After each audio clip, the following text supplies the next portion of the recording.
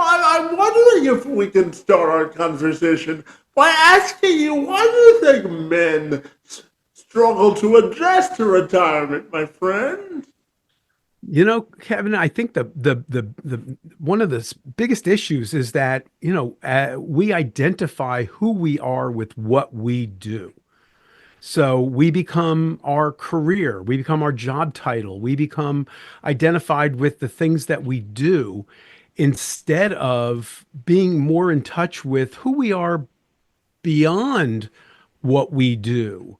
So the guy who is the doctor sees himself as the doctor or the executive or the business owner. And so the challenge is to say, okay, well, who am I when I'm no longer my job?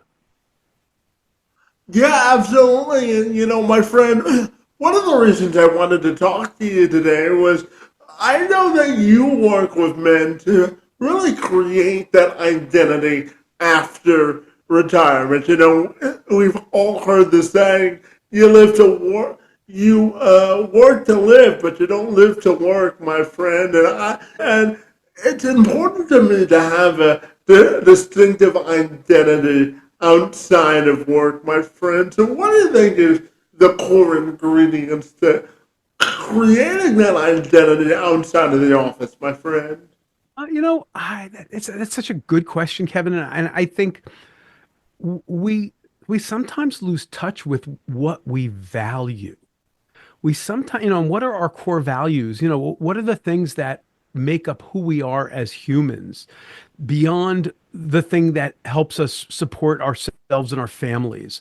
So, those core values like creativity or um, being courageous or being curious or being a learner or caring about other people, the things that we value. And I think we lose touch with that as we progress in our careers because we're so hyper focused on our jobs, on our careers that and it's also becomes comfort level. So we don't stop to think about, well, who are we really? And am I living in alignment with what I really care about, with who I am?